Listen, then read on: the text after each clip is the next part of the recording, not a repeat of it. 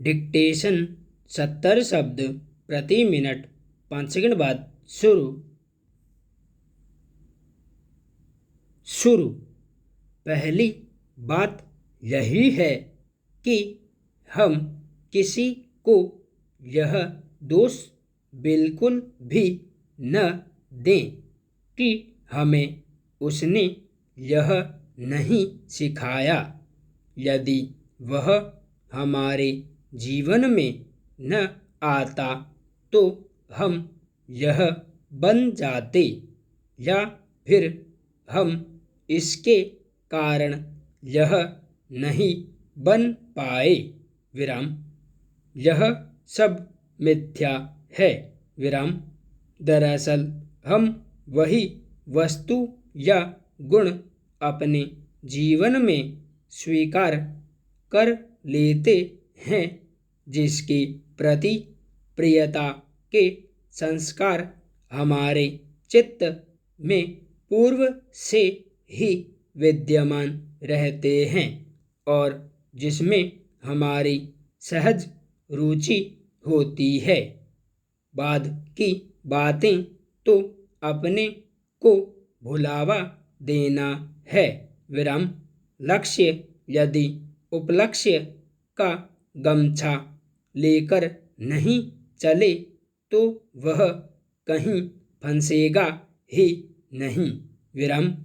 कई बार लोग एक शब्द प्रयोग करते हैं कि मेरा यह सपना था, या इन्होंने उनके सपने को पूरा किया।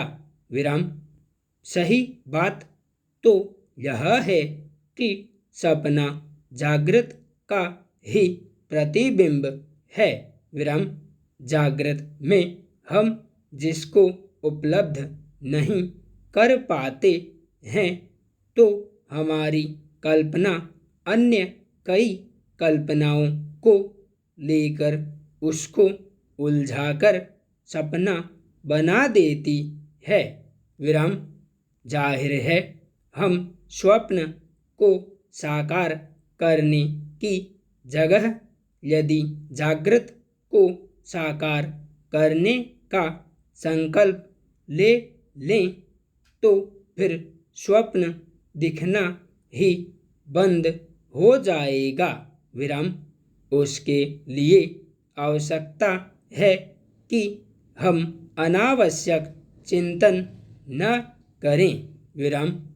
अपने वर्तमान से असंतुष्ट होना ही स्वप्न निर्मित करता है और कभी कभी वर्तमान अपने आनंद को समयाभाव या किसी प्रतिकूलता के कारण जब अपनी धन्यता को प्रकट नहीं कर पाता है तो वह स्वप्न लोक में जाकर अनंत काल तक उस धन्यता को अनुभव करने के लिए स्वप्न बना लेता है।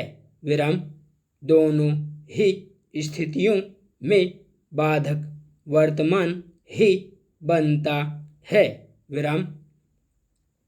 वास्तव में जो आत्मज्ञानी है, जो अपने स्वरूप में स्थित है, वह कभी भी यह नहीं कहता है कि यह मेरा एक सपना था जो आज पूरा हुआ, क्योंकि ज्ञानी तो सदा जागृत ही रहता है। सपना तो सोए हुए व्यक्ति का पूरा होता है। ज्ञानी की बुद्धि और जागरण अव्यावसायिक होते हैं और सर्वदा अनपेक्षित होते हैं, तो स्वाभाविक है कि उसको किसी से उलाहना नहीं होता है। भारत के कुल किसानों में से 85% छोटे और सीमांत किसान हैं, जिन्हें फसल कटाई के उपरांत करीब करीब एक जैसी समस्याओं का सामना करना पड़ता है। विराम। चलिए हम उनके उत्पीड़न की कहानी को एक नाटकीय परिप्रेक्ष्य में समझने की कोशिश करते हैं। विराम। मंडी में किसान अपना माल फैलाकर एक कोने में बैठा हुआ है। विराम। कुछ कुछ अंतराल पर वह मंडी के बिचौलिए से विनती करता है कि साहब मेरे माल की भी बोली लगवा दो। विराम।